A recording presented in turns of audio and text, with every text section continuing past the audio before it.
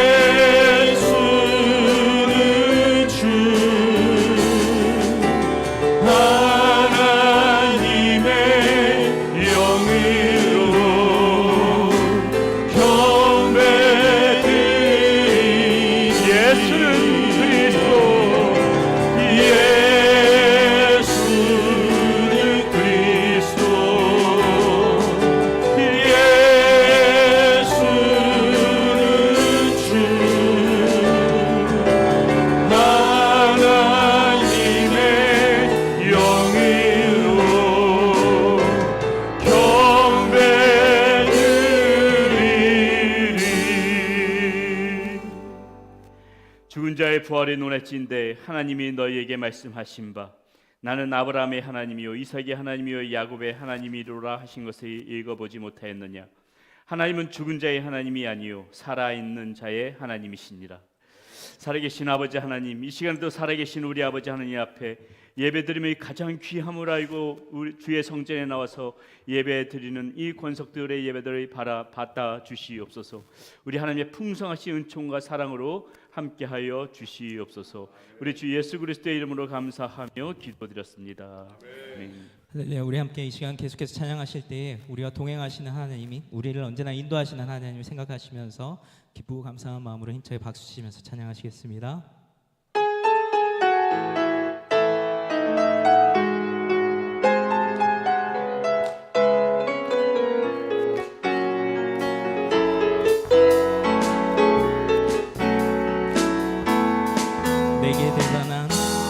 내게 대단한 믿음 없어도 주를 따를 만한 용기와 힘 없어도 나의 연약함 사용하시는 주님 나의 삶을 완성하시네. 우리 다시 한번 찬양하겠습니다. 내게 대단한 믿음 없어도 주를 따를 만한 용기와 힘 없어도 나의 연약함 사용하시는 주님 나의 삶을 완성하시네. 모든 생활 속에 주와 동행하네. 말하지 않아도 나의 마음을 아시네. 날 위해 보이신 사랑이 오늘도 날 살게 하시네. 나를 이끄시는 주님만 따라가네.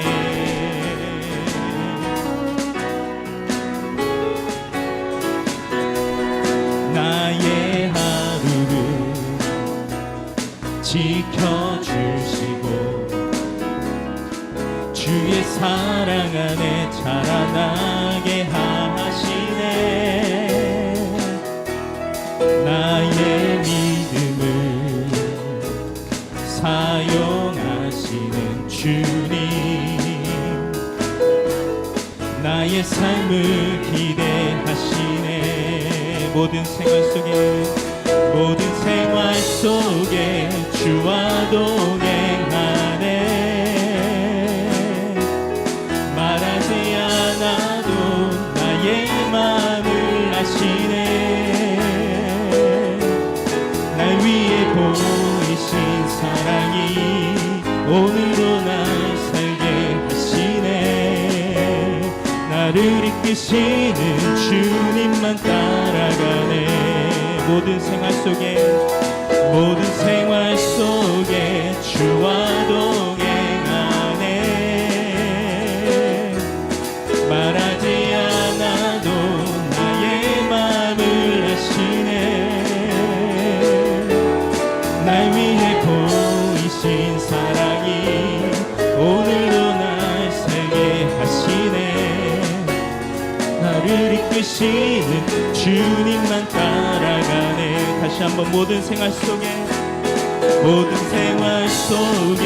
주와 동행하네. 말하지 않아도 나의 삶을 아시네. 날 위해 보이신 사랑이 오늘도 날 살게 하시네. 나를 이끄시는 주님만 따라가네. 나를 이끄시는 주님만 따라가네. 나를 이끄시는 주님만 따라가네. 할렐루야. 우리를 언제나 인도하신 하나님께 박수로 영광 돌리시겠습니다. 아멘.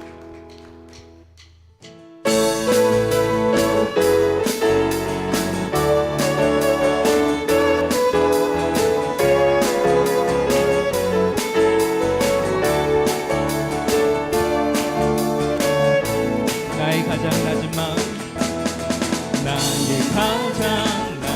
마음 주님께서 기뻐하시고 작은 일에 큰 기쁨을 느끼게 하시는도다. 내가 지쳐 무력할 때 주님 내게 힘이 되시고 아름다운 하늘나라 내 맘에 주시는도다. 우리에게 축복하신 하나님 사랑, 낮은 자를 높여주시고 아름다운 하늘나라 허락하시고 내 모든 것 예비하시네. 찬양함의 기쁨을 감사함의 평안을 간구함의 하나님 알도록 하셨네. 나의 가장 낮은 마음 주님께서 기뻐하시고 작은 일에 큰 기쁨을 느끼게 하시는도다. 내가 지쳐 무력할 때 주님 내게 힘이 되시고 아름다운 하늘나라 내 맘에 주시는도다. 우리에게 축복하신 하나님 사랑, 낮은 자를 높여주시고 아름다운 하늘나라 허락하시고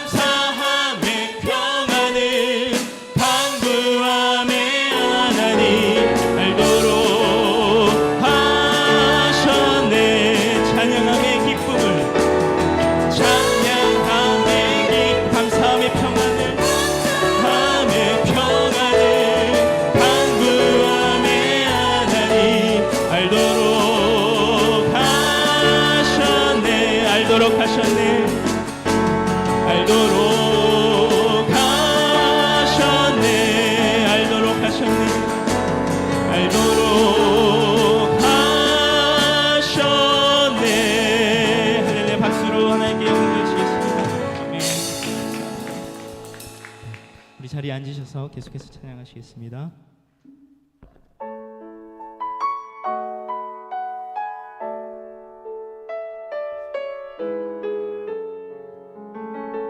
우리 언제나 우리를 인도하시는 하나님을 생각하시면서 찬양하시겠습니다. 믿음과 삶을 살아내는 실력이 너무나 다른 내 모습을 볼 때에 이 모습도 주가 사랑하실까? 자신 없는 내 모습 그저 주님 앞에 있네. 나 같은 자도 사랑하여 주시고 한 번도 나를 떠나지 않으셨네. 아픔 속에 주를 찾게 여긴 나 꾸짖지 않으시고 내 손 잡아주시네. 오직 주님 안에 두려움 없네. 고난을 통해 날 만드심을 믿네. 주님만이 내 모든 것 되시네. 주의 강한 손 날 붙드시네. 오직 주님 안에 소망이 있네. 내 삶을 통해 영광 받으신 주님만이 내 모든 것 되시네. 주의 선하심 나 노래하네. 믿음과 삶을 살아내는 실력, 믿음과 삶을 살아내는 실력이 너무나 다른 내 모습을 볼 때 이 모습도 주가 사랑하실까? 자신 없는 내 모습 그저 주님 앞에 있네. 나 같은 자도 사랑하여 주시고 한 번도 나를 떠나지 않으셨네. 아픔 속에 주를 찾게 여긴 날 꾸짖지 않으시고 내 손 잡아주시네. 오직 주님 안에 두려움 없네. 고난을 통해 날 만드심을 믿네. 주님만이 내 모든 것 되시네. 주의 강한 손 날 붙드시네. 오직 주님 안에 소망이 있네. 내 삶을 통해 영광 받으신 주님, 주님만이 내 모든 것 되시네. 주의 선하심 나 노래하네. 오직 주님 안에 두려움 없네. 오직 주님 안에 두려움 없네. 고난을 통해 날 만드심을 믿네. 주님만이 내 모든 것 되시네. 주의 강한 손 날 붙드시네. 오직 주님 안에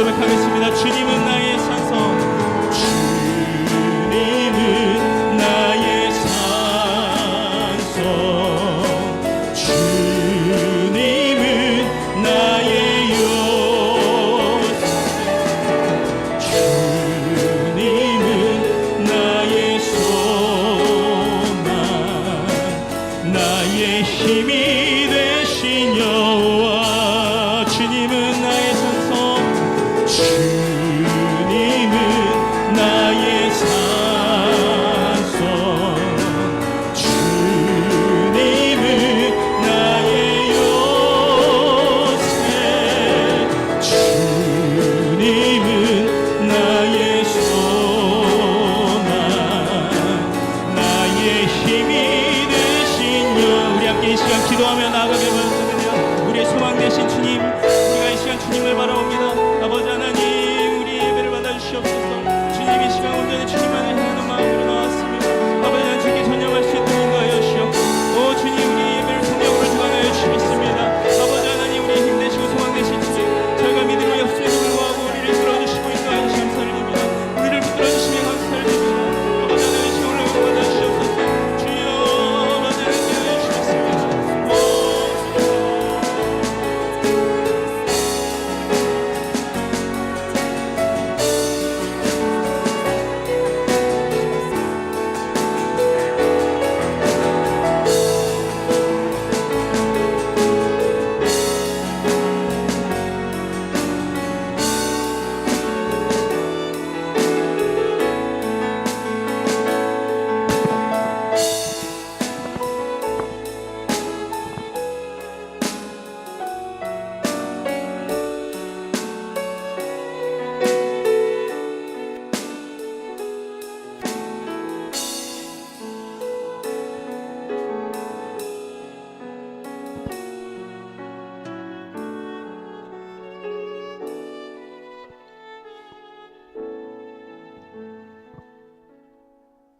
할렐루야. 참으로 좋으신 주님을 찬양합니다.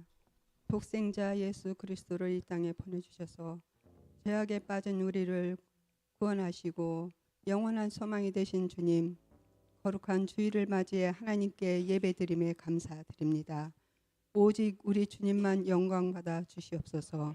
사랑의 주님, 한 주간도 거룩한 삶을 살기를 다짐했지만 여전히 죄와 허물로 얼룩진 정말 우리의 삶을 주님의 긍휼과 사랑으로 덮어 주시옵소서.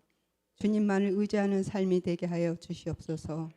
사랑의 주님, 이제 한 해를 마무리하는 12월을 맞아 세상 속에서 분주하고 바쁜 중에도 우리의 자신을 돌아보며 주어진 모든 일들을 마지막까지 믿음으로 잘 마무리할 수 있도록 은혜를 베풀어 주시옵소서.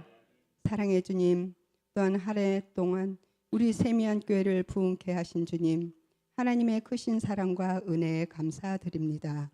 다가오는 한 해도 우리 세미한 교회가 더욱 빛과 소금의 역할을 감당하며 그리스도의 사랑이 소문나게 하시고 살아계신 하나님의 교회의 힘이 확실히 드러나게 하여 주시옵소서. 주님, 또한 오늘 예배 후 산무 처리회가 있습니다. 하나님은 만물을 창조하시고 만물의 주인이시며 그 소유주가 되시는 분이십니다. 이 사무처리회가 은혜 가운데 잘 마무리되게 하여 주시옵소서. 사랑의 주님, 오늘도 담임 목사님께서 하나님의 말씀을 증거하실 때 주님의 크신 능력으로 능력의 손으로 붙잡아 주시옵고 살아있는 말씀이 선포될 때 말씀을 듣는 우리 모두가 하나님 사랑을 온전히 느끼며 우리의 영이 살아나고 새 힘을 얻어 주님께 기쁨을 드리는 삶을 살게 하여 주시옵소서. 사랑의 주님, 오늘도 찬양으로 수고하시는 찬양팀 주님께서 은혜와 평강으로 함께하여 주시옵소서. 이 모든 것 살아서 우리와 함께하시는 예수 그리스도의 이름으로 감사드립니다.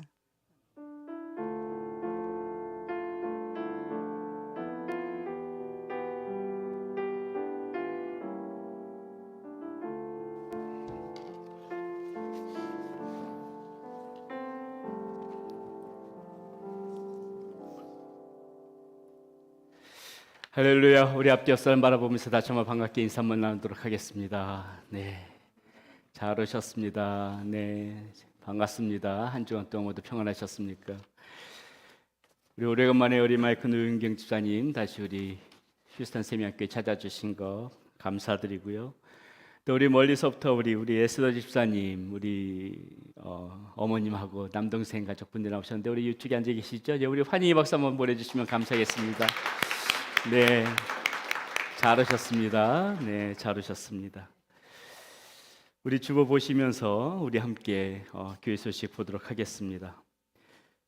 오늘 우리 점심 식사 후에 1시 10분에 본당에서 우리 사무처리에 1년 우리 휴스턴 세미학교에 그런 모든 것들을 이제 마무리하는 적인데 한번 모두 우리 참석하셔서요. 18세 이상 등록 교인들 모두 참석하실 수가 있습니다. 함께 참석하셔서 교회 앞으로의 내년도 사역들 또 그런 것도 모든 것도 함께 우리 나누는 시간 갖도록 하겠습니다. 오늘 사무처리 본당에서 우리 24일 날 진행되는 성탄음악회 총 리허설을 진행합니다. 우리 출연하실 분들 많이 계시는데 꼭 다 참석해 주시면 감사하겠고요. 계속해서 광고 드려왔지만은 이번 주는 우리 금요 성령 집회가 없고요. 그 대신 토요일 날 24일이 우리 이제 성탄 전야제인데 우리 축하 음악회로 우리 교회에서 가집니다.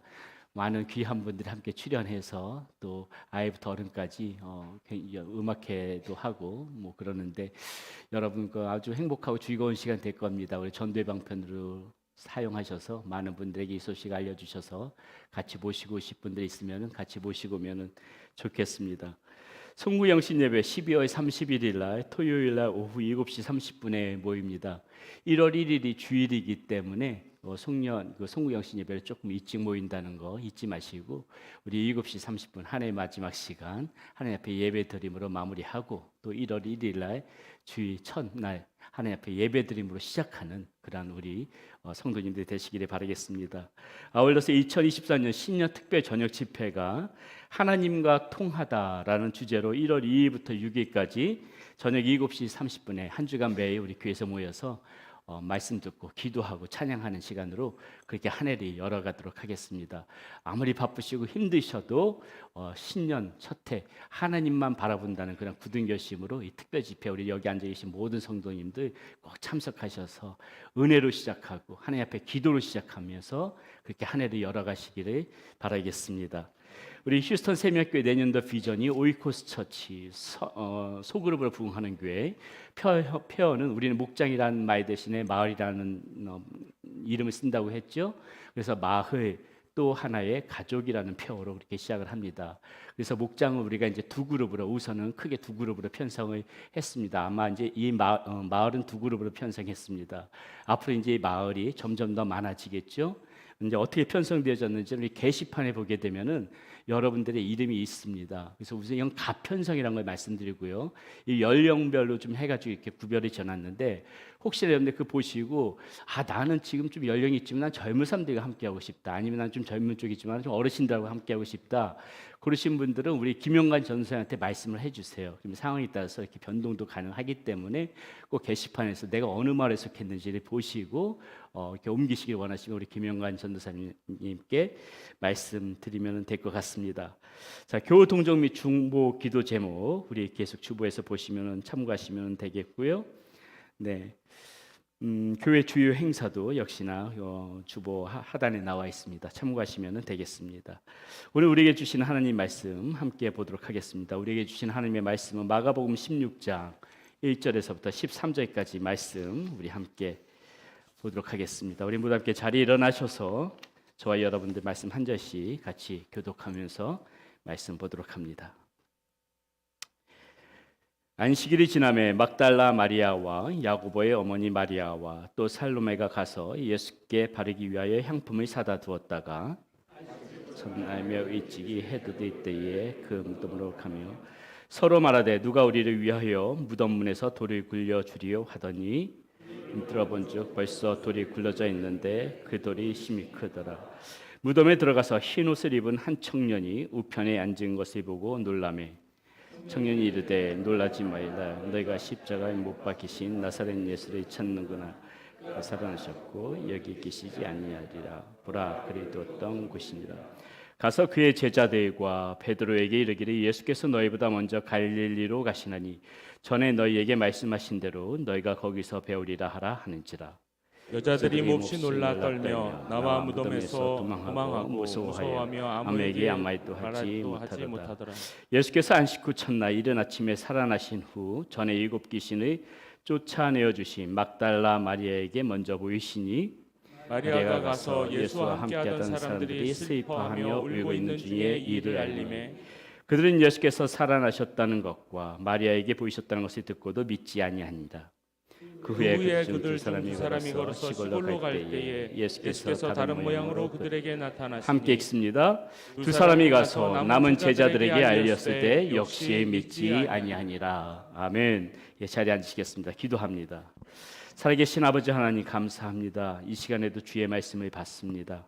이 말씀이 우리의 삶을 비추게 하여 주시어서 우리가 주님을 더욱더 닮아가게 하여 주시고 주님 안에서 마음을 세우고 뜻을 세우며 살아가게 하여 주시옵소서. 하느님 앞에 올려드린 예물 주의 영광 위하여 쓰임받는 예물이 되어지게 하여 주시고 우리 사랑하는 성도님들 형편 때문에 어려운 가정 한 가정도 없도록 물질 때문에 어려운 가정 한 가정도 없도록 하나님께서 우리의 삶을 지켜주시고 보호하여 주시사 늘 주의 은혜 가운데 살아가는 우리 사랑하는 성도님들 되지게 하여 주시옵소서. 우리 주 예수 그리스도의 이름으로 감사하며 기도드렸습니다. 아멘. 아멘.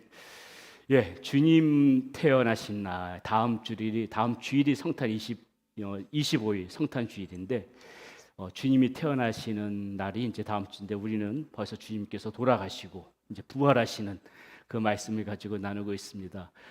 마가복음 어느새 보니까 지금 75편 75번째 75번째 강의고 아마 다음 주가 되면 이제 우리가 그동안 쭉 나누었던 약 2년 가까이 나누었던 이 마가복음 말씀을 이제 마치게 되지 않을까 싶습니다. 그래서 오늘 우리가 부활절은 아니지만 이 살아계신 하나님 죽은 자의 하나님이 아니라 산 자의 하나님이신 이 말씀을 가지고 오늘 또 우리가 한번 은혜를 나누도록 하겠습니다.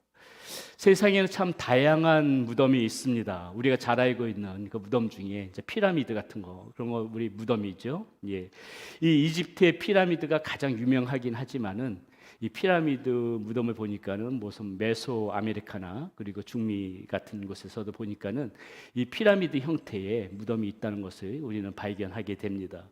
또 이게 평토장한 무덤들도 있습니다. 봉분을 만들지 않고 평평하게 그렇게 무덤의 형태를 가지고 있는 것을 보고 평토장이라고 하는데요. 우리 미국에서 흔히 볼 수 있는 그런 무덤의 형태고요. 또 아마 유럽에 있는 모든 그런 무덤들도 거의 이런 평토장한 무덤이 아닐까 싶습니다.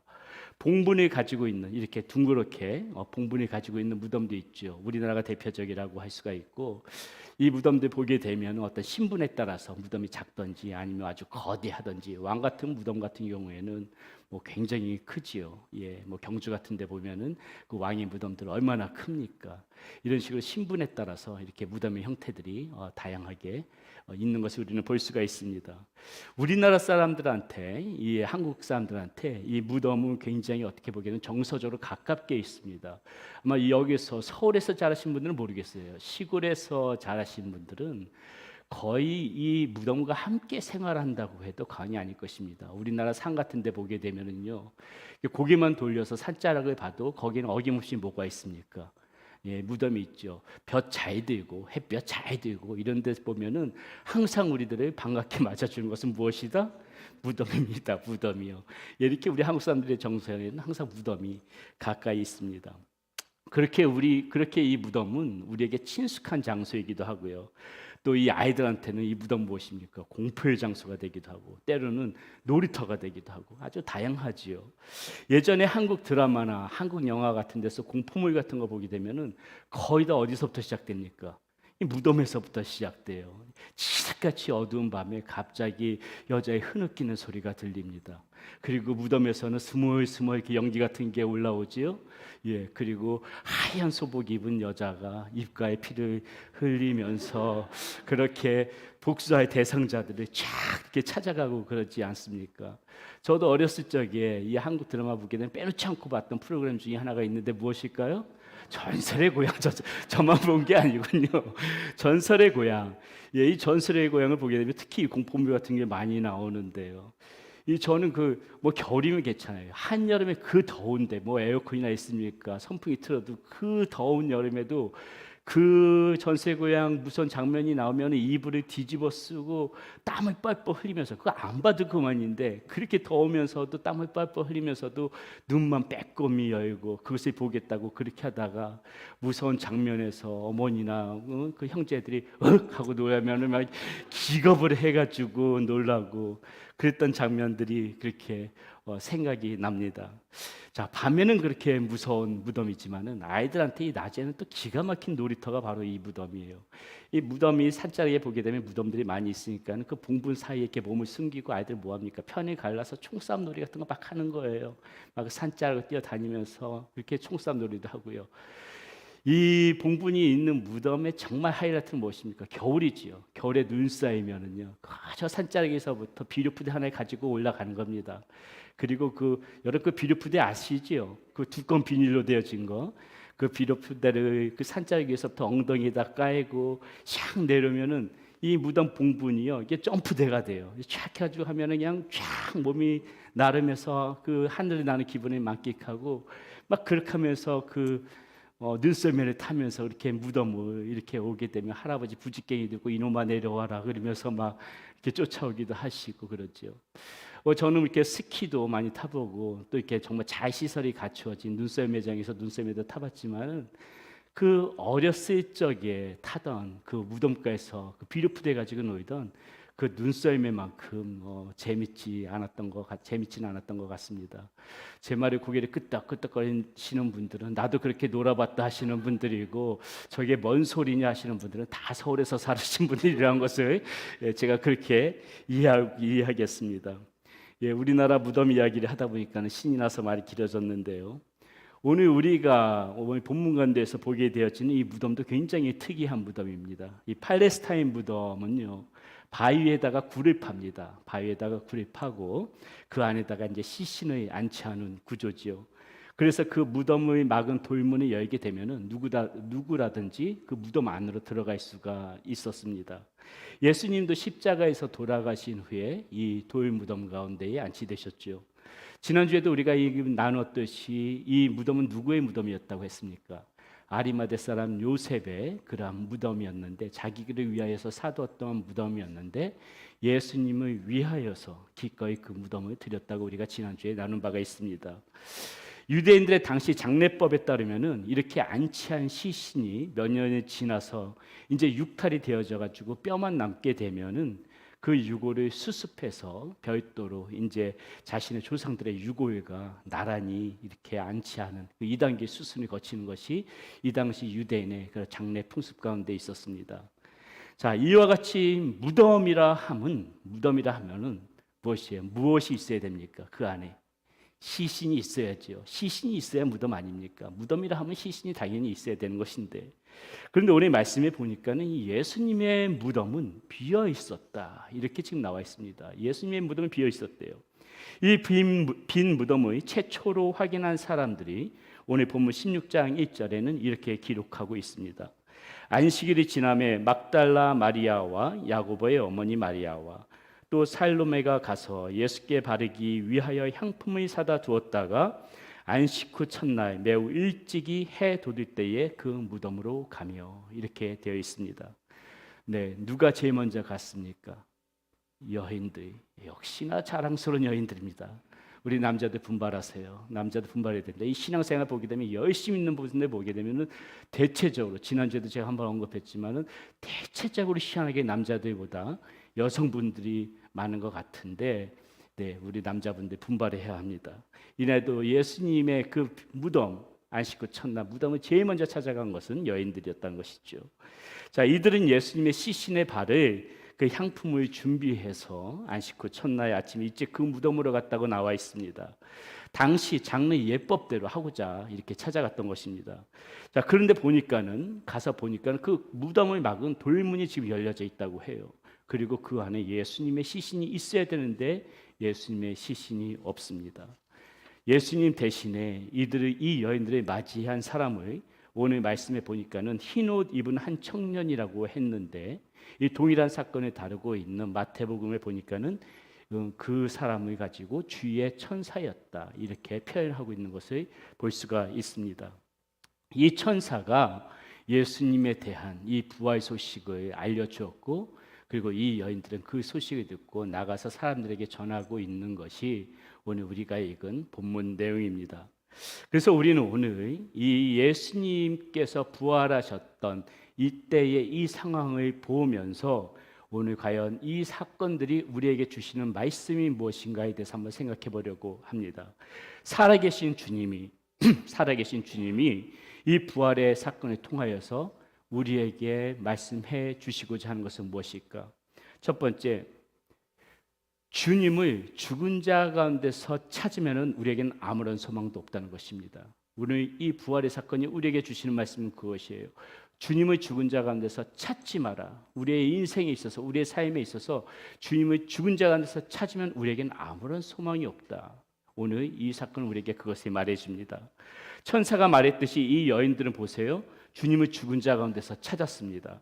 주님께서 살아계실 때 여러분 뭐라고 말씀하셨는지 기억하십니까? 마태복음 17장 23절에 보게 되면 주님께서 직접 하신 말씀인데 뭐라고 말씀하시냐면 이렇게 말씀하세요. 죽임을 당하고 제3일에 살아나리라 하시니 제자들이 매우 근심하더라. 주님께서 뭐라고 말씀하셨다고요? 내가 죽임을 당하고 제3일에 살아날 것이야. 주님께서 직접 하신 말씀이에요. 남들이 한 말이 아닙니다. 주님께서 직접 이런 말씀을 하셨는데 지금 이 여인들은 죽은 자 가운데서 지금 예수님을 찾고 있다는 것이에요. 여러분 이 말씀 자세히 한번 보시면은 이 여인들을 비롯해서 나중에 후에 제자들이 예수님께서 부활하셨음에도 불구하고 그리고 예수님께서 이렇게 부활하실 거라고 말씀하셨는데도 왜 이 말씀을 믿지 못했는지 알만한 대목들이 나옵니다. 자, 여러분 이 말씀 한번 자세히 보세요. 이 말씀 자세히 보게 되면 잘 이해가 안 되는 부분이 있습니다. 무엇입니까? 무엇이 잘 이해가 안 돼요? 제자들이 매우 지금 어떻게 하고 있다? 근심하고 있다고 얘기해요. 근심하고 있다. 예. 주님께서 내가 죽은 후에 부활할 것이다. 이렇게 얘기했는데 제자들이 근심하고 있대요. 여러분 이상하지 않습니까? 주님께서 분명히 부활하신다고 말씀하셨는데 왜 근심을 해야 되죠? 제자들이 왜 근심을 해야 됩니까? 주님께서 부활하신다고 말씀하셨잖아요. 그러면 근심하지 말아야 되는데 지금 말씀해 보니까 제자들이 근심하고 있다는 것입니다. 그 이유가 무엇일까요? 딱 한 가지밖에 없어요. 딱 한 가지. 무엇인가? 이들의 귀에 크게 들리는 소리가 무엇이다? 주님은 두 가지 말씀하셨어요. 내가 죽을 거야. 그런데 나는 다시 3일 만에 부활할 거야. 이 두 가지거든요. 주님께서 말씀하신 거는. 근데 제자들이 근심했다는 것은 무엇이에요? 제자들의 이 귀에 크게 들렸던 소리는 무슨 소리다? 죽음의 소리였어요. 죽음의 소리. 부활하신다는 소리가 아니라 죽음의 소리가 마음에 크게 들렸기 때문에 이들은 지금 어때요?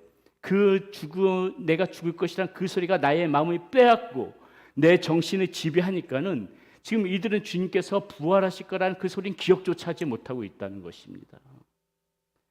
오늘 본문 10절 11절 보세요. 이렇게 나와 있습니다. 마리아가 가서 예수와 함께하던 사람들이 슬퍼하며 울고 있는 중에 이 일을 알림에 그들은 예수께서 살아나셨다는 것과 마리아에게 보이셨다는 것을 듣고도 믿지 아니하니라. 듣고도 믿지 아니하니라. 왜요? 죽음이 이 사람들의 생각을 지배하고 있기 때문에 부활하신다는 소리는 까마득하게 잊어버리고 죽을 것이라는 그 소리가 마음을 지배하고 있기 때문에 부활하셨다는 소리를 듣고도 그 사실을 기억하지 못하고 주님께서 말씀하셨던 그 사실을 기억하지 못하고 믿지 않고 있는 것이에요. 12절 13절에도 이렇게 기록되어 있습니다. 보세요. 그 후에 그들 중 두 사람이 걸어서 시골로 갈 때에 예수께서 다른 모양으로 그들에게 나타나시니 두 사람이 가서 남은 제자들에게 알렸으되 어떻게 됐다? 역시 믿지 아니하더라. 마찬가지라는 거예요. 죽음이 정신을 지배하니까는 이들은 이 예수님의 부활 소식을 듣고도 믿지 못하고 있다는 것이죠. 죽음이란 소리가 정신을 지배하니까는 이들이 지금 죽은 자 가운데서 예수님을 찾고 있다는 것입니다. 그러니 믿음이 없을 수밖에요. 사랑하는 여러분, 지금 이 말씀은 본문의 내용과 밀접한 관계는 아니지만 한번 들어보세요. 주님께서 죽으신 후에 3일 만에 부활하실 거라고 분명히 말씀하셨습니다. 그럼에도 제자들의 이 생각은 온통 죽음이라는 단어였습니다. 저는 여기서 우리가 무엇을 생각하느냐, 무엇을 말하느냐가 우리의 인생에 있어서 큰 영향을 미친다고 생각을 합니다. 예수님께서 하신 말씀에서 만약에 이 제자들이 죽음이라는 말 대신에 부활이라는 말이 크게 들었다면, 이 제자들이 죽음이라는 말 대신에 부활이라는 그 단어를 더 크게 마음에 새기었다면 분명히 이 제자들의 태도는 달라졌을 것이에요. 행동은 틀려졌을 것입니다. 이것이 무엇을 말해주는가? 우리의 삶과 인생에 있어서도요, 이런 부정한 생각과 부정한 말들은 우리의 정신을 지배해서 우리를 부활 대신 죽음으로 몰아넣을 수 있다는 것이에요. 우리가 무엇을 생각하느냐, 무엇을 말하느냐, 이것에 따라서 우리는 부활의 소망 가운데 살아갈 수도 있고 이렇게 죽음에 얽매여서 살아갈 수도 있다는 것을 우리는 오늘 이 본문 가운데서 그것을 봐야 된다는 것입니다. 내가 지금 무엇을 생각하고 무엇을 말하느냐에 따라서 죽음이 될 수도 있고 소망이 될 수도 있고요, 믿음의 사람이 될 수도 있고 믿지 못하는 그런 사람이 될 수도 있다는 것이 오늘 이 본문에서 우리에게 보여주는 것이라는 것이죠. 지금도 여러분, 많은 사람들이 살아가면서 습관처럼 하는 말이 있어요. 무심코 습관처럼 하는 말, 무슨 말입니까? 툭하면 죽겠다는 말이에요. 툭하면 죽겠다. 정말 죽을 것 같아서 그러면은 이해는 합니다. 별로 죽을 만한 일이 같지도 않은데 죽겠다고 툭하면 습관처럼 얘기를 해요. 배고파 죽겠다. 정말 배고파 죽겠습니까? 힘들어 죽겠다. 아파 죽겠다. 툭하면 죽겠다는 말이 우리의 입에 붙어 있다는 것이죠. 지금도 그렇지만은 여러분, 곰곰이 생각해 보세요.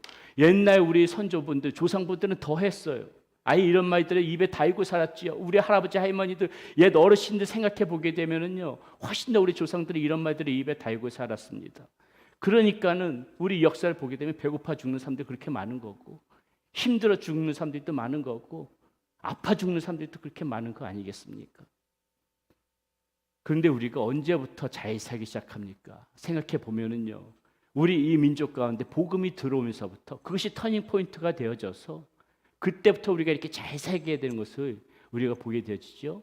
근데 한번 곰곰이 한번 생각해 보세요. 하나님이 우리 민족을 사랑하셔서 이렇게 복을 주신 것도 있지만은 저는 이렇게 생각합니다. 이렇게 복음이 들어와서 믿음의 사람들이 많아지면서요, 우리의 생각과 언어의 변화가 생겼어요. 그전에는 이렇게 그냥 살아가면서 죽겠다, 힘들어 죽겠다, 아파 죽겠다, 배고파 죽겠다, 못 살겠다, 어렵다, 이런 말 대신에 이 복음이 들으면서 우리의 언어가 어떻게 생각합니까? 안 쓰던 말들을 쓰기 시작했어요. 소망, 믿음, 사랑, 기쁨, 감사, 구원, 이런 말들이 이 믿음의 사람들에게 입에 붙어서 나오기 시작했다는 것입니다. 이때부터 우리 민족이 이 잘 살아가는 거 아닌가? 이게 과연 우연이기만 한 것일까? 그런 생각을 해보는 것이죠. 부정적인 말들 대신에 이런 말들을 쓰니까는 우리가 이렇게 하나님께서 우리 민족의 말들을 축복해 주셨던 것이 아닐까? 그 생각을 해본다는 것입니다. 그렇다면 우리는 지금부터 어떻습니까? 지금부터라도 우리는 이 생각과 말들을 일부러라도 바꿔야 한다는 것이죠. 우리의 삶에서 일부러라도 이걸 바꿔야 된다는 것입니다. 아파 죽겠다라는 말 대신 우리는 무슨 말을 써야 돼요? 내가 좀 아프지만 알고 앞으로 더 건강해지겠네. 힘들어서 못 살겠다. 알고 잘 살겠네. 왜 자꾸 못 살겠다고 합니까? 알고 잘 살겠다. 알고 저놈 자식 잘 살겠네. 알고 우리 잘 살겠다. 너 정말 큰 인물 되겠다. 이 자식 지지도 공부도 못해. 이거 뭐에 써먹어? 빌어먹기. 어르신은 아이고 참 답답해. 옛날 다 쓰던 말들 아닙니까? 그러니까 빌어먹지요. 그러니까는 예. 그런 말 대신에 아이고 이 녀석 큰 인물이 되겠다. 하나님 크게 쓰시겠다. 예? 이런 말들, 이런 것들이 우리의 삶 가운데서 아예 이 습관처럼 이제 좀 바뀌어야 되지 않겠냐, 이것이죠. 여러분, 이것이 제가 무작정 하는 생각일까요? 안 그래요. 하나님께서 우리에게 뭐라고 말씀하셨는지 잘 들어보세요. 민수기 14장 28절 우리 한 목소리로 함께 읽어보겠습니다. 뭐라고 말씀하시는지 시작. 그들에게 이르기를 여호와의 말씀에 내 삶에 두고 맹세하노라. 너희 말이 내 귀에 들린 대로 행하리니. 너희 말이 내 귀에 들린 대로 행하리니. 우리 하나님께서 하신 말씀이에요. 자, 이 말씀이 언제 나왔는가? 이스라엘 백성들이 출애굽을 하면서요. 어때요? 이 나와가지고 광야에서 전부 다 한결같이 했던 말이 무엇입니까? 죽겠다는 말이었어요. 죽겠다. 왜 우리를 애굽에서 끌어내서 이렇게 고생을 하게 하냐? 이 광야에서 우리 정말 죽겠다. 이 광야에서 못 살겠다. 죽겠다. 못 살겠다. 이런 말들이 광야에서 계속 울려 퍼졌어요. 이스라엘 백성들 사이에서. 그 말을 듣고 하나님께서 하신 말씀이에요. 하나님께서 당신의 삶을 두고 맹세까지 하시면서 뭐라 그래요? 내가 들린 대로 행하겠다. 들린 대로 행하겠다. 이렇게 말씀하시는데 여러분, 이걸 역으로 생각하면은 그렇다면 우리가 무슨 말을 써야 될지 알잖아요. 들린 대로 하나님께서 행하시겠다면은 우리가 이 말을 듣고도 부정적인 말을 쓸 수가 있겠습니까? 오늘부터 저와 여러분들 사이에서 무슨 말을 해야 될지, 무슨 생각을 해야 될지 그거 말씀해 주시는 거잖아요. 나도 모르게 습관적으로 내 입에 붙었던 그런 부정적인 말들, 부정적인 생각이 있다면은 일부러라도 여러분 버리셔야 됩니다. 제하십시오. 이것은 무엇을 의미하는가? 하나님께서는 죽은 자의 하나님이 아니라 산 자의 하나님이라는 것이에요.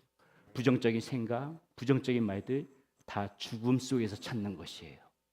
죽음 속에서 찾는 것입니다. 우리 산 자의 하나님이기 때문에 우리는 산 곳에서 하나님을 찾아야 돼요. 생각도 살아야 되고 말도 살아야 되는 것입니다. 산자의 그러한 모습에서 하나님을 찾을 때 살아계신 하나님이 여러분의 삶 가운데서도 살아계신 하나님으로 역사하시는 거예요. 내가 내 삶이 어떻게 되어지지? 부정적인 생각으로 나 정말 힘들 것 같은데, 어려울 것 같은데, 이런 게 부정적인 것을 찾으면 하나님이 돕고 싶어도 돕지는 못하세요. 나는 부족하고 연약하지만은 하나님, 살아계신 하나님이 내 삶을 인도해 가실 거야. 나 잘 될 거야. 하나님이 내 삶을 축복해 주실 거야. 산 곳에서 하나님을 찾으란 말입니다. 그때 하나님께서 우리들을 살아 역사하시는 그 삶의 현장으로 우리의 삶을 생동감 있게 변화하고 그런 삶을 살아갈 수 있도록 우리 하나님께서 지켜주실 거라는 것이죠. 살고자 하는 곳에서 찾는 그 하나님을 찾는 사람들은 반드시 하나님께서 살 길을 열어주십니다. 그러니 아무리 여러분 삶 가운데서 힘들고 어렵고 고단한 일이 있더라도요, 여러분 소망 가운데 살아가세요. 살아계신 하나님을 생각하면서 어려움을 자꾸 생각하는 그 죽음의 장소에서 찾지 말고 소망을 품고 살아계신 하나님을 바라보면서 아무리 힘들고 어려워도 그 소망의 하나님을 두고 살아가시다 보게 되면은 저와 여러분들의 삶은 소망이 있는 곳에 분명히 하나님께서 발걸음을 두고 우리의 삶을 인도해 가실 것입니다. 소망의 하나님 바라보고 살아가세요. 그러면 우리의 인생길을 하나님께서 인도해 주실 것이라는 것을 오늘 말씀은 우리에게 들려주고 있다는 것입니다. 두 번째, 이 부활의 사건을 통해서 우리는 무엇을 봐야 되는가? 주님은 자기를 사랑하는 자들에게 가장 먼저 찾아오시더라. 우리는 오늘 말씀 가운데서 그것을 또한 놓치지 말아야 합니다. 자, 부활하신 주님을 누가 제일 먼저 만나느냐? 이게 아무렇지 않은 것 같아도요, 곰곰이 생각해 보면 꽤나 의미가 있습니다. 여러분, 부활하신 주님께서 자신의 모습을 처음 나타내실 때 그저 아무 사람에게나 먼저 이렇게 나타나실까요? 부활하신 주님이, 이 거룩하신 주님이 처음 그 모습을 보이시는데 대충 아무 사람에게나 먼저 보이신다? 있을 수 없지요. 자신의 모습을 제일 먼저 보인다는 것은 무엇을 의미합니까? 특별한 사랑의 표시고요. 다른 사람보다 한 발 앞선 그러한 은혜를 받는다는 의미예요. 여러분, 무엇을 먼저 받아 누린다는 것이 얼마나 큰 은총이고 얼마나 큰 그런 복된 일인 줄 아십니까? 신앙생활에서도요, 여러분, 은혜를 먼저 받는 것이 나중 받는 것보다 훨씬 좋아요. 은혜를 우리는 먼저 받을 수 있도록 계속 은혜를 사모하면서 나가야 되는 겁니다. 나중에 받으면은 아깝잖아요. 그동안 살아가는 시간들이 너무 아깝잖아요. 은혜로 먼저 받으면은 우리의 삶이 그래도 다 은혜로 생각하니까는 그 모든 것들 삶 가운데서 그래도 조금 더 마음을 편안히 가질 수 있고 하나님께서 주신 은혜의 마음으로 이렇게 좀 더 여유 있게 살아갈 수가 있는데, 은혜를 받기 전에는 어때요? 모든 거 하나하나 그 삶이 힘들잖아요. 고되잖아요. 잘 먹고 잘 살아도 마음 근심 걱정 많이 있잖아요. 그러니까는 은혜를 먼저 받아 누리는 삶이 훨씬 더 심적으로도 여유가 있고 평안하고 그렇게 살아갈 수가 있는 거예요. 그 은혜를 먼저 받아 누리는 것이 어떤 식으로든지 간에 나중에 받는 것보다는 은총이라는 것입니다. 예컨대 여러분, 그럼 여러분들은 뭐 그런 마음고생 안 해보셨으리라고 생각하는데, 저는 대학 시험을 봤을 적에요, 이 합격자 명단을 맨 밑에서 찾았습니다. 예전에는요, 지금처럼 합격자 발표를 이 컴퓨터에서 보는 것이 아니라요, 아마 여기 계신 예전분들은 다 그러셨을 거예요. 직접 자기가 응시한 학교 교정회까지 가가지고 거기에 커다랗게 벽보에 붙여진 그 명단을 보고 합격자 이름을 보거든요. 고개를 끄덕거리시는 분 다 그 시대에 살아셨다는 얘기잖아요, 지금요, 그렇죠? 예, 저는 그래도 양심이 있어가지고 맨 위에서부터는 안 봤어요. 중간에서부터, 중간에서부터 봤는데, 여러분, 그렇게 봤을 때 이름이 안 나타날 때 그 짧은 순간의 그 초조함, 긴장감, 맨 밑에라도 있으면 다행이죠. 저희가 대학 다닐 때는 대학 시험이 정기와 후기 이렇게 두 번으로 나눠져서 시험을 봤습니다. 정기 시험을 응시했다가 떨어지게 되면 후기에도 볼 수 있는 그런 기회가 주어졌어요. 물론 똑같은 학교를 보는 것이 아니라. 근데 제가 알고 있기로, 제가 이제 그 교회음악과 신학교 교회음악과를 나왔는데, 그 당시 제가 다닐 때 모든 신학교는 다 후기였습니다. 후기. 그러면은 제가 정기 시험을 봤을까요, 안 봤을까요? 예, 제가 정기 시험에 응시를 했습니다. 그런데 제가 그 후기로 들어갈 수 있는 그 신학대학교를 다녔다는 것은 정기 시험을 본 게 어떻게 됐다? 그것도 그렇게 단정적으로 은혜를 받으셔야지. 떨어지지 않고도 합격하고도요, 사명감을 가지고 안 가버리고 후계 갈 수도 있어요. 그냥 신학교 갈 수도 있는데, 그걸 또 그렇게 또 떨어졌다고 단정져서 말씀하시면은, 좀 이 믿음으로 이렇게 문목사 딱 보고, 저 사람은 붙었지만은 사명감을 가지고 신학교 가기 위해서 안 갔다. 여러분들이 이렇게 봐주셔야지. 그걸 생각도 안 하시고 이렇게 떨어졌다고 얘기해 버리면 그거를. 근데 떨어졌어요. 네, 떨어졌습니다. 시험을 봤지만은 떨어졌습니다. 예, 제가 왜 이 말씀을 드리는가? 앞에 정기 시험에 합격한 사람이요, 이 학생들 같이 똑같이 공부했지만 앞에 시험 합격한 사람은 얼마나 여유로운지 몰라요. 그동안 밀려왔던, 놀지 못했던 거 신나게 놀고요, 뭐 여기저기 여행 간다 할 때 그 먼저 합격하지 못한, 정기 합격하지 못한 사람은 어떻게 하고 살까요? 후기 시험을 다시 준비하기 위해서 그 고생을 또 한다는 것이죠. 저는 그걸 보고도 먼저의 은혜, 먼저 받은 은혜, 이게 얼마나 정말 행복하고 좋은가. 대학 시험 하나만 생각해도 그걸 전 알 수가 있다는 것입니다. 이 한 발 앞선 먼저의 은혜가 참 좋구나. 그럼 우리의 이 신앙 가운데서도 마찬가지 아니겠습니까? 우리의 신앙 가운데서도 이 먼저의 은혜를 받는 것이 중요한데, 그렇다면 우리가 이걸 물어봐야죠. 그렇다면 도대체 누가 이 먼저의 은혜를 받을 수 있습니까? 누가 먼저의 이 한 발 앞선 먼저의 은혜를, 똑같이 신앙생활 하잖아요. 똑같이 신앙생활 하는데 누가 한 발 앞선 먼저의 은혜를 받을 수 있습니까? 이거 궁금하잖아요. 오늘 보게 되니까는 이 특별한 케이스도 물론 있을 수 있지만은, 오늘 말씀에도 나와 있듯이 대체적으를 보게 되면은요, 주님의 가장 사랑한 사람이 먼저의 은혜를 받아요. 주님을 사랑하는 마음이 큰 사람이. 안식 후 첫날 예수님의 무덤을 가장 먼저 찾아갔다는 거, 이 여인들이 찾아갔다는 것은 무엇이 의미합니까? 어떻게 보면 가장 적극적인 사랑의 표시였어요. 안식일을 범하지 않기 위해서 안식일에는 쉴 수밖에 없습니다. 이 모든 유대인은 쉴 수밖에 없어요. 다음날 새벽이 되자마자 이 여인들은 무덤으로 달려갑니다. 이것을 볼 때 간밤에 과연 이 여인들이 잠이나 편히 잤겠습니까? 온통 자면서도 아마 잠을 설쳤을 거라고 생각해요. 내일 새벽에 주님한테 향품을 가지고 가야지, 내일 그 무덤에 향품을 가져가야지, 그 생각에, 그 마음을 준비하기 위해서 간밤에 잠도 편히 못 잤을 거예요. 그러니까 동이 트자마자 새벽같이 주님의 그 무덤으로 달려갔겠지요. 예수님께서 이 부활하신 이때의 사복음서를 제가 하나하나 다 비교해 보니까는요, 이 마가복음 이외에도 어떤 본문에서는 여자들로 표현되어져 있고, 또 어떤 본문에서는 막달라 마리아와 다른 마리아가 그렇게 먼저 갔다고 이야기되어져 있고, 또 어떤 본문에서는 막달라 마리아 이름 하나만 나와 있습니다. 그리고 보니까는 예수님께서 부활하신 다음에 제일 먼저 그 모습을 보이셨던 것은 바로 자신을 찾아와 준 이 여인들에게서였어요. 오늘 본문 9절도 그것을 말해주고 있죠. 이렇게 나옵니다. 예수께서 안식 후 첫날 이른 아침에 살아나신 후 전에 7 귀신을 쫓아내어 주신 막달라 마리아에게 먼저 보이시니, 이렇게 나와 있어요. 사랑하는 여러분, 주님께서는 지금도 우리가 주를 얼마나 사랑하는지, 그리고 우리가 주에 대해 얼마나 열심히 있고 헌신적인지를 각 사람마다 정확하게 알고 계십니다. 제가 종종 이 말씀을 인용하지만은 잠언서 8장 17절에서 뭐라고 말씀하십니까? 이렇게 말하지요.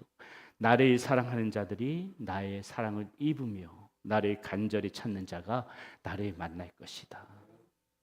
주님을 사랑하는 마음에 우리가 이 말씀을 본다면 어떻게 해야 돼요? 주님을 사랑하는 마음에 여러분 누구보다도 여기 앉아 계신 분들 열심히 있어야 된다는 것입니다. 주님을 사랑하는 일이 무엇인가를 늘 생각하면서 저는 여러분들이 그 일에 열심히 있는 분들이기를 바랍니다. 주님을 사랑하는 데에 열심히 있는 거, 그것이 제가 볼 때는 여러분의 삶 가운데서 가장 중요한 열심이 되어져야 한다고 봅니다. 그 무엇보다도 그 주님을 사랑하는 열심히 있을 적에 하나님께서는 여러분들을 분명하게 그 현장에서 깊이 만나줄 것을 믿습니다. 그렇게 살아가시는 여러분들이 되기를 바라겠습니다. 마지막으로 주님의 부활은 우리에게 무엇을 말해주는가? 주님의 부활은 우리에게도 부활이 있음을 말해준다는 것, 우리 이 중요한 사실 꼭 반드시 기억해야 될 것입니다. 예수 그리스도께서 부활하심으로 우리에게 강력하게 말씀해주고 있는 것은 무엇이에요? 더 이상 우리의 삶 가운데서 이 죽음이 끝이 아니라는 것이에요. 부활이 의미해주는 것은 그것입니다. 예수 그리스도께서 부활하신 것처럼 그 부활이 곧 저와 여러분들에게도 반드시 있을 것이라는 것이에요. 우리의 코끝에서 호흡이 사라지는 그 순간으로 우리의 인생이 마무리되어지는 것이 아니라 우리의 코끝에서 호흡이 사라지는 바로 그 순간에 우리는 다시 하나님 나라에서 영원한 생명을 살아가는 그런 부활의 존재로 살아갈 것이라는 것을 주님께서 부활하심으로 우리에게 가르쳐 주시고 보여주셨다는 것이에요. 고린도전서 15장 12절 13절은 우리에게 이렇게 말해줍니다. 그리스도께서 죽은 자 가운데서 다시 살아나셨다 전파되었거늘 너희 중에서 어떤 사람들은 어찌하여 죽은 자 가운데서 부활이 없다 하느냐. 만일 죽은 자의 부활이 없으면은 그리스도도 다시 살아나지 못하셨으리라. 이 말씀을 영어로 생각하면 무엇이에요? 주님이 다시 살아나셨다는 것은 모든 죽은 자의 부활도 있을 것이다. 이 얘기를 지금 해주고 있는 거 아니겠습니까? 죽음이 끝이 아니라는 것입니다. 그리스도께서 부활하신 이유는 순전히 우리에게도, 저와 여러분에게도 이런 부활의 날이 도래할 것이라는 것을 알려주시기 위하여서 부활하셨다는 것이에요. 생각해 보세요, 여러분. 예수 그리스도께서 설사 부활하시지 않으셨다 하더라도 예수 그리스도께서 하나님의 아들이시라는 사실에는 변함이 없을 것입니다. 주님께서는 부활하지 않으셨어도 하나님의 아들이신 것은 틀림이 없는 사실이에요. 그럼에도 왜 굳이 그리스도께서 일부러 육체의 몸으로 부활하셨을까? 순전히 우리에게 알려주시기 위함이라는 거죠. 내가 부활한 것처럼 너희들도 반드시 부활하는 날이 있을 것이다. 죽음이 끝이 아닐 것이야. 여러분 생각해 보면은 예수 그리스도의 모든 생애들은요, 태어나서부터 부활하시기까지 모든 생애는 다 우리들을 위한 삶이었어요. 그분 자신을 위해 이 땅에 오신 것이 아니란 말입니다. 출생부터 죽음 부활에 이르기까지 우리 모두를 위하여 내어주신 삶이었습니다. 제 말이 아니에요. 말씀에 기록된 거 한번 보실래요? 예수님께서 태어나실 때 천사가 목자들에게 이런 말을 합니다. 누가복음 2장 12절에 이렇게 나와요. 오늘 다윗의 동네에 누구를 위하여 구주가 나셨다? 너희를 위하여 구주가 나셨다. 태어나실 땐 뭐예요? 우리를 위하여 태어나셨다는 것이에요. 우리를 위하여서. 주님 자신을 위하여 태어난 것이 아니라 너희를 위하여 예수 그리스도께서 태어나신 것이다. 자, 죽음은 예수 그리스도께서 죽음의 이유는 또 어떻게 기록했을까요? 로마서 5장 8절 말씀해 보세요. 우리가 아직 죄인 되었을 때에 그리스도께서 누구를 위하여 죽으심으로? 우리를 위하여 죽으심으로. 보세요. 죽음도 우리를 위하심이었다. 죽음도 우리를 위하심이었다. 부활도 마찬가지예요. 우리를 위한 부활이라는 것을 로마서 4장 25절에 이렇게 증언합니다. 우리 한번 함께 읽어볼게요. 시작. 예수는 우리가 범죄한 것 때문에 내줌이 되고 또한 우리를 의롭다 하시기 위하여 살아나셨느니라. 우리를 의롭다 하시기 위하여 살아나셨느니라. 부활하신 이유 역시도 우리를 의롭게 하시기 위하여서 살아나셨다. 죽음, 태어나심, 죽음, 부활, 승천도 마찬가지예요. 승천하신 이유도 나중에 우리가 보겠지만, 다음 주에 한번 그 말씀 언급해 보겠지만은, 너희들의 장막을 하늘에서 준비하기 위하여 내가 하늘로 올라간다고 말씀하세요. 순전히 우리들을 위하여서. 예수님이 전생애가 이렇다는 것입니다. 예수 그리스도가 부활하시기 전까지는 우리는 부활의 소망 없이 살아가던 사람들이었습니다. 사망의 권세 아래 있던 사람들이었어요. 사탄의 손아귀에 있던 사람들이었습니다. 그러나 예수 그리스도께서 부활하심으로 모든 상황이 변했어요. 더 이상 죽음이 우리들을 가둬둘 수 없다는 것입니다. 죽음이 우리를 속박할 수가 없다는 것이에요. 우리의 영혼은 이 사냥꾼의 올무에서 벗어난 새처럼 사탄의 손에서 벗어날 수가 있었다는 것이에요. 그동안에 사탄의 손 안에 있으면서 죽음의 이 두려움과 공포 속에서 살아갈 수밖에 없는 존재였지만은, 예수 그리스도께서 부활하심으로 말미암아 우리는 더 이상 죽음에 대해서 두려워할 필요도 없고, 우리를 올가매고 있는 그 사탄의 손아귀에서도 벗어날 수 있는 길들을 우리 주님께서 열어놓으셨다는 것이에요. 이 기쁨과 환희를 사도 바울은 고린도전서 15장 55절에서 이렇게 이야기하죠. 우리 함께 큰 목소리를 읽어봅시다. 시작. 사망아, 너의 승리가 어디 있느냐? 사망아, 네가 쏘는 것이 어디 있느냐? 이제 사망은 더 이상 우리들을 가둬둘 수 없다는 것입니다. 사탄은 더 이상 우리들을 죽음으로 겁박할 수가 없다는 것이에요. 협박할 수 없다는 것이에요. 그러므로 우리는 어때요? 이 소망의 부활을 굳게 믿고 우리는 오늘도 살아가야 된다는 것이죠. 이 땅의 삶이 여러분 만만치 않은 거 잘 알고 있습니다. 여러분 얼마나 고된 삶을 살아있고 계세요. 육신의 병든 몸 때문에 정말 아픈 몸을 가지고도 살아가시는 분들이 아직도 많이 있고요. 살아가면서 겪게 되는 여러 가지 걱정들, 근심들 시도 없이 수시로 우리의 삶 가운데 밀려오죠. 이 땅에서 살아가는 삶 참 고단하고 힘든 삶입니다. 돈이 많다고 다 행복하던가요? 아니요, 그렇지 않아요. 건강이 좋다고 해가지고 다 행복하던가요? 그렇지 않아요. 어떤 삶이든지 간에 이 땅의 삶은 고되고 힘들 수밖에 없는 것입니다. 이 땅의 삶은 우리가 생각하면 생각할수록 기쁨보다는 훨씬 더 어렵고 힘든 일이 많아서 절망의 삶이라고 할 수 있어요. 그런데 우리가 낭망하지 말아야 할 것은 무엇이에요? 낭망할 필요가 없는 것은, 비록 이 땅에서는 그런 삶이지만은 우리가 우리의 이 코끝에서 이 생의 이 마지막을 마감하고 난 다음에 우리를 기다리는 곳은 어디기 때문에, 저 하나님의 나라, 소망의 나라, 이 하나님의 나라가 우리 가운데 보장되어져 있고 약속되어져 있기 때문에 우리는 오늘의 어려움도 극복하면서 소망 가운데 살아갈 수 있다, 이것이에요. 주님께서 부활하심으로 우리에게 그런 나라를 약속해 주셨다는 것입니다. 말씀을 정리하겠습니다. 사랑하는 여러분, 제일 미련한 사람이 누구입니까? 영원한 하나님 나라를 보지 못하고 그저 그냥 이 땅의 삶에만 목매어가는 사람들입니다. 이 땅의 삶이 마치 다인 것처럼 그렇게 살아가는 사람이 제일 미련한 사람 아닐까요? 그렇다면 제일 지혜롭고 현명한 사람들은 누구겠습니까? 이 땅의 삶이 다가 아니라 영원한 하나님 나라를 기대하면서 그 하나님 나라를 기대하며 보화를 쌓으면서 살아가는 그 사람들, 그 삶이 제일 현명한 사람들, 지혜로운 사람들 아니겠습니까? 영혼에 비하면은 이 땅에 우리가 살아간들 80년, 90년, 많이 살아야 그래요. 100년, 영혼에 비하면 그 시간이 얼마나 되겠습니까? 한 점 전보다도 못한 시간이에요. 그러나 여러분, 우리가 확실히 알아야 될 것은 무엇입니까? 비록 짧은 생이지만 이 땅에서 우리가 어떻게 살아가느냐, 어떠한 마음으로 살아가느냐에 따라서 이 영혼은 결정되어진다는 것이에요. 오늘 저와 여러분들 이 땅에 살아가면서 내가 무엇에 붙잡고 살아가느냐, 그것에 따라서 영혼은 결정되어져요. 이것을 우리가 안다면은 이 짧은 한평생 동안에 무엇에 중점을 두고 살아가야 되는지 너무도 명백한 것입니다. 없어질 것들에 대해서 우리의 인생을 낭비해서는 안 됩니다. 사라지지 않고 하늘나라에 쌓이는 것들이 과연 무엇일까? 저와 여러분들이 끊임없이 고민하면서 우리 그 문제 생각하면서 살아가야 됩니다. 삶의 목적이 내가 무엇을 하든지 간에, 내가 어떤 직업을 갖고 어떤 삶을 살든지 간에 우리의 삶은 항상 하나님과 연결이 되어져 있어야지 이 하나님의 나라도 우리의 삶 가운데 보장되어 있다는 것입니다. 그것을 위하여 우리의 시간과 마음, 때로는 물질까지 바치는 것은 숭고한 삶입니다. 그렇게 살아야 되는 것이고요. 그것이 가치 있는 삶이 되어질 것입니다. 오늘 우리 주님께서 죽음을 이기시고 살아계신 주님으로 우리에게 나타나신 오늘 이 말씀을 보면서 우리 이 점 꼭 기억하고 그렇게 살아가시는 우리 성도님들 모두 되시기를 바라겠습니다.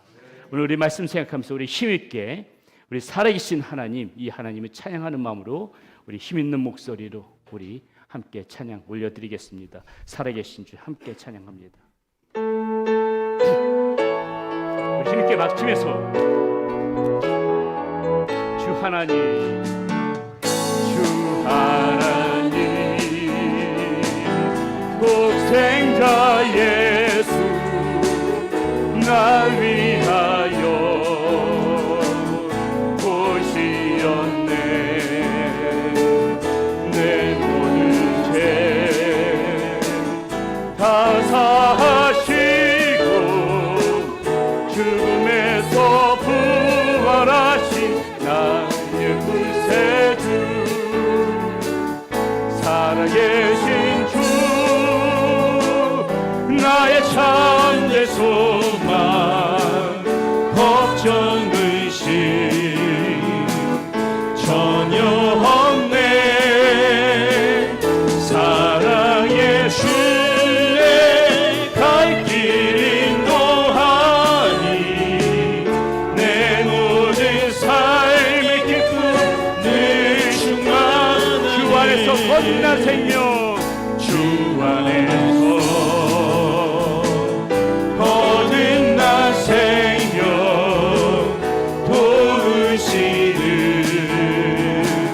주의 사랑, 참기름과 확신 가지고 예수님의 도우심을 믿으며 살아계신 주, 살아계신 주 나의 참된 소망, 걱정 의심 전혀 없네. 사랑의 주의 갈 길 인도하리 내 모든 삶의 기쁨. 우리 모두 함께 자리를 하셔서 찬양합시다. 그 언젠가 주의 때까지, 주의 때까지 주를 위해 싸우리라. 승리의 길 멀고 험해도 주님께서 나의 앞길 지켜주시리. 살아계신 주, 살아계신 주 나의 참된 소망, 걱정 의심 전혀 없네. 사랑의 주의 갈 길 인도하니 내 모든 삶의 기쁨 늘. 다시 한번 선포합시다. 살아계신 주님, 살아계신 주 나의 참된 소망, 걱정 의심 전혀 없네. 걱정 의심 전혀 없네. 사랑의 주의 갈 길 인도하니 내 모든 삶의 기쁨 늘 충만하네. 여러분, 우리 하나님께서는 죽은 자의 하나님이 아니시라 산 자의 하나님이십니다. 여러분의 생각과 마음 가운데 그 죽음에서 하나님을 찾으면은 우리에게 아무런 소망이 없어요. 살아계신 하나님이기 때문에 우리는 항상 이 살아계신 하나님을 생각하면서 소망 가운데 하나님을 찾아야 됩니다. 그러면 하나님께서 우리의 삶을 지켜주실 것이고요, 우리의 삶을 인도해 가실 것입니다. 우리 이 시간 함께 하나님 앞에 기도할 때에 하나님, 제가 하나님을 믿습니다. 살아계신 하나님을 바라보며 살아가겠습니다. 살아계신 하나님께 소망을 두겠습니다. 하나님, 나의 삶을 지켜주시고 나의 삶을 인도하여 주셔서 내 삶 가운데 살아계신 하나님의 은혜와 역사와 기적이 나타나게 하여 주시옵소서. 우리 이 시간에 간절한 마음으로 주여 몸을 짓고 기도하며 나갑니다. 주여, 살아계신 아버지 하나님 감사합니다. 하나님, 이 시간에도 살아계신 하나님, 소망의 하나님, 부활하신 하나님을 바라보면서 하나님 살아갑니다. 하나님 붙들어주시고 인도하여 주셔서 아버지 하나님, 산재 하나님, 장곳에서 먹으셨고 우리 하나님의 이름을 부를 때에 하나님 우리의 삶 가운데에 아버지 하나님이 살아계신 하나님의 역사와 기적과 이적과 은혜가 나타나게 하여 주시옵소서. 하나님, 우리를 올가 말고 맹했던 모든 부정적인 생각, 부정적인 만술, 아버지 하나님의 지금의 모든 생각들이 깨끗이 사라지게 하여 주시고 우리의 살아계신 하나님의 그 은혜를 체험하며 살아계신 하나님의 역사하심을 체험하며 살아계신 하나님의 그 나타나심이 우리의 삶 가운데 나타나서 하나님, 우리의 모든 사랑하는 성도님들 이 삶 속에서 우리 하나님의 눈을 펴주며 살아계신 하나님을 찬송하며 영광 돌리며 살아가게 하여 주시옵소서. 아버지 하나님, 우리 하나님은 죽은 자의 하나님이 아니시라 산자의 하나님이라고 말씀하셨습니다. 살아계신 하나님 앞에 소망을 두고 살아갈 때에 하나님, 우리의 삶 가운데 우리 하나님 살아계신 하나님의 역사와 기적과 은혜가 그 아버지 하나님의 그 모든 은총이 나타날 것을 믿습니다. 하나님, 주님 바라보면서 살아갈 때에 풍성하신 그 살아계신 하나님의 은혜를 우리의 삶 가운데 허락하여 주시옵소서. 이제는 우리 주 예수 그리스도의 은혜와 우리 하나님의 크신 사랑과 성령님의 인도하심과 위로하심과 역사하심이 이제 살아계신 하나님의 소망에 품고 살아계신 하나님이 찾으며 살아가기를 소원하는 우리 사랑하는 성도님들의 머리 위에와 그 가정 가운데 우리들의 자녀들 가운데 우리 교회와 또 모든 선교사님들 가운데 함께 하여 주시기를 우리 주 예수 그리스도의 이름을 받들어 간절히 축원하옵나이다. 아멘. 주님은 나의 사소, 주님은 나의 요새, 주님은 나의 소망, 나의 힘이 되신 여호와.